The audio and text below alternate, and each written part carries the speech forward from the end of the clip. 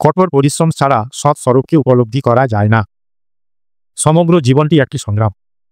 প্রত্যেকেই কিছু না কিছু পাবার জন্য সংগ্রাম করছে, তবে আধ্যাত্মিক সংগ্রাম হলো একটি মহত্তর সংগ্রাম। এ হলো চৈতন্য উদয়ের জন্য সংগ্রাম। ভেতরে আছে, সেটি উদিত হবে, প্রস্ফুটিত হবে, বিকশিত হবে, জাগরিত হবে। সংগ্রাম সংগ্রাম সংগ্রাম, স্ট্রাগেল স্ট্রাগেল স্ট্রাগেল, এছাড়া কোনো পথ নেই। সংগ্রাম করতে আমরা যেন ভীত না হই।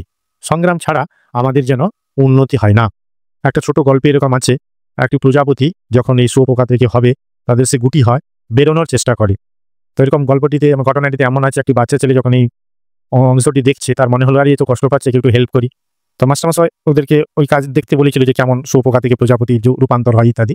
তো ছেলেটি নিজের থেকে সেটা গুটিটাকে কেটে হেল্প করে দিল, যাতে সে সহজে বেরিয়ে আসতে পারে। কিন্তু তার পাখনাটি গজালো না, সে মারা গেল। মাস্টারমশাই এসে বলল যে তোমাদেরকে দেখতে বলেছিলাম, ওদেরকে হেল্প করতে বলিনি।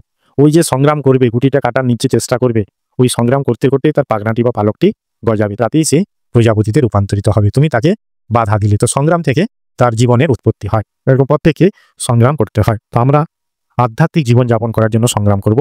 আধ্যাত্মিক জীবন মানে আত্মাকে আধ্যাত্মিক, তার থেকে আধ্যাত্মিক। তো আত্মা সম্পর্কে জীবন, আমাদের আসল স্বরূপ আত্মা, সেটিকে জানা, তার খোঁজে যাওয়া, তার উপলব্ধি করা। আমি যদি আত্মস্বরূপ হই, সেটিকে উপলব্ধি করা বা জানা আমাদের আধ্যাত্মিক জীবনযাপনের লক্ষ্য। আর সেই লক্ষ্য পূরণের জন্য যে অনুশীলন, যে সাধনা, তাকেই বলে সংগ্রাম। তো এই জন্য আমাদের সমগ্র জীবন, দৃষ্টি থেকে শুরু করে যে একাদশ ইন্দ্রগুলো আছে, চক্ষু, কর্ণ, নাসিকা, জিহ্বা, ত্বক, বাক, পানি, পাত, বায়ু, উপস্থ, মন, সবের দ্বারা যে গৃহীত অংশগুলো, সেগুলো শুদ্ধ হোক, পবিত্র হোক, এবং তার মাধ্যমে আমরা আত্মস্বরূপকে জানি, যেটি আমাদের আধ্যাত্মিক সংগ্রামের ফল হিসাবে আমাদেরকে পাইয়ে দেবে, যেটি আমাদের লোভনীয় বস্তু, অর্থাৎ আত্মস্বরূপকে জানা।